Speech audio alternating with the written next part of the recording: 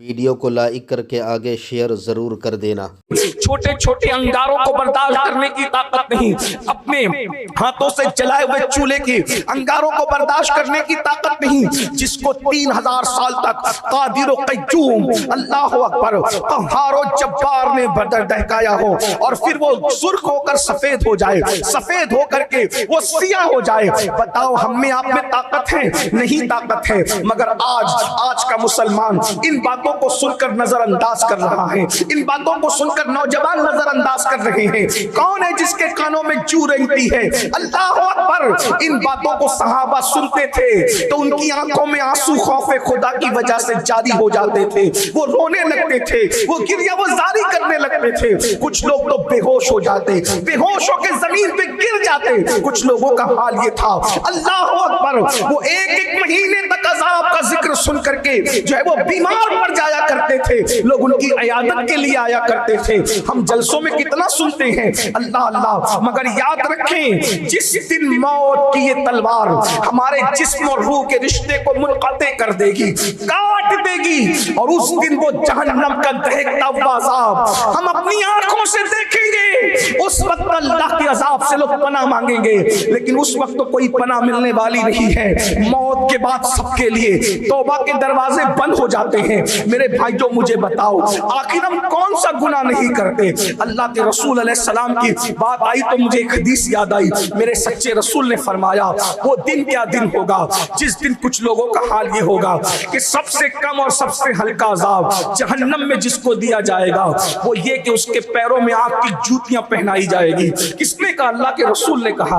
अगर अल्लाह अकबर हुजूर पर यकीन है तो फिर थोड़ा तसव्वुर तो करो, जब आग की जूतियां पैरों में आग की जूतियां पैरों में पहनाई जाएगी, ये सबसे हल्का अज़ाब है, ये सबसे कम अज़ाब है। और आका इरशाद फरमाते हैं कि जब पैर में आग की जूती पहनाई जाएगी तो सर में भेजा ऐसे खोलेगा जैसे चूल्हे पे रखी हुई हांडी में पानी खोलने लगता है। और आका इरशाद फरमाते हैं कुछ लोग ऐसे होंगे जिनके टखनों तक आग होगी। आका फरमाते हैं कुछ लोग ऐसे होंगे जिनके घुटने तक आग होगी, जहन्नम की आग। कुछ लोग ऐसे होंगे जिनके कमर तक आग होगी, कुछ लोग ऐसे होंगे जिनके कंधों तक आग होगी, कुछ लोग ऐसे होंगे जिनके गले तक आग होगी। ये आग का आलम होगा। मेरे भाइयों बताइए, हम तो जहन्नमी के रास्ते पे जा रहे हैं। बहुत माजरत के साथ, अल्लाह अकबर, काश इस कौम को अल्लाह रसूल पर यकीन होता। हम जहन्नम के रास्ते पर चल पड़े हैं, कोई रुकने का नाम ही नहीं लेता। कोई झूठ बोल के जहन्नम के रास्ते पे जा रहा है, कोई गीबत करके जहन्नम के रास्ते पे जा रहा है, कोई चुगली करके जहन्नम के रास्ते पे जा रहा है, कोई हराम खा के जहन्नम के रास्ते पे जा रहा है। सब कुछ करने के बाद क्या सोचते हैं? अरे मौलाना अल्लाह माफ करने वाला है। मेरे भाई, अल्लाह तो यकीनन माफ करने वाला है, लेकिन उसने कुछ अपनी गैरत का इजहार भी किया है। मेरे आका फरमाते हैं अल्लाह से बड़ा गैरतमंद कोई नहीं है, सबसे ज्यादा गयूर अल्लाह की जात है, अल्लाह से ज्यादा कोई गैरतमंद नहीं है। और फरमाया अल्लाह के बाद सबसे ज्यादा कोई गैरत वाला है। आका इरशाद फरमाते हैं मैं मोहम्मद हूँ अल्लाह के बाद सबसे ज्यादा गैरत वाला। सोचो तो सही, अल्लाह की गैरत से क्यों नहीं डरते? अल्लाह रब्बुल इज्जत ने जहन्नम किसके लिए बनाई? कुरान कहता है जब जहन्नम का अज़ाब काफिर देखेंगे तो काफिर क्या कहेंगे? वयक़ूलुल काफिर या लैतनी कुन्तु तुराबा। उस दिन काफिर तमन्ना करेंगे कि काश हम मट्टी हो जाते। मेरे भाइयों, किस तरह अज़ाब होगा? आइए मैं आपके सामने अज़ाब की कुछ झलकियां रखता हूं जो हुजूर ने फरमाया। मैंने अपनी बात नहीं करना, हमारी तो कोई हैसियत ही नहीं है, हम अपनी बात क्या कर सकते हैं? हमें बात करने का कोई हक नहीं, सिर्फ अपने आका का फरमान आप तक पहुंचा रहा हूं। आइए जरा, हुजूर की बात पे यकीन है, थोड़ा तसव्वुर कीजिए। मैं आका अलैहिस्सलाम की एक ही हदीस आपके सामने रखता हूं, हो सकता है बहुत सारे मसाइल अपने हल हो जाए।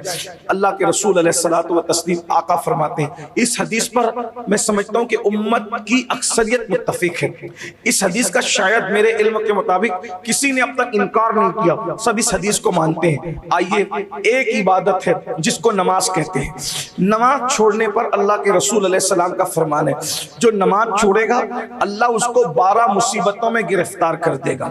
नमाज छोड़ने वालों पर कितनी मुसीबतें आएगी? 12। अब एक बात आपसे कहना चाहता हूँ, हुजूर ने कह दिया आएगी तो आएगी, अल्लाह के रसूल ने कह दिया आएगी आएगी। देखिए उसके अंदर अब कोई तब्दीली नहीं है।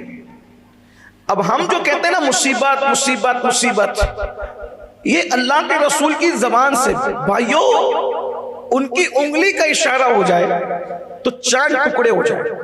उंगली का इशारा हो जाए तो सूरज पलट जाए, उनकी उंगली का इशारा हो जाए तो कायनात का निजाम बदल जाए। तो आप गौर करें कि हुजूर अलैहिस्सलाम ने फरमाया कि जो नमाज को छोड़ेगा वो 12 मुसीबतों में गिरफ्तार होगा। ये उनकी जबान की लाज अल्लाह रखता है। बल्कि एक बात मैं आपसे कहता हूं आगे बढ़ने से पहले, हुजूर जो कहते हैं वो तो होना ही है, जो नहीं कहते सिर्फ सोच लेते। अगर अपने नबी से प्यार है और अपने नबी की अजमत को मानते हो तो मैं बहुत बड़ी बात आपके सामने रखने जा रहा हूं। कहते हैं वो तो होना ही है, जो नहीं कहते सिर्फ सोचते। सोच लेना, सोचने पर भी अल्लाह पूरा कर देता है।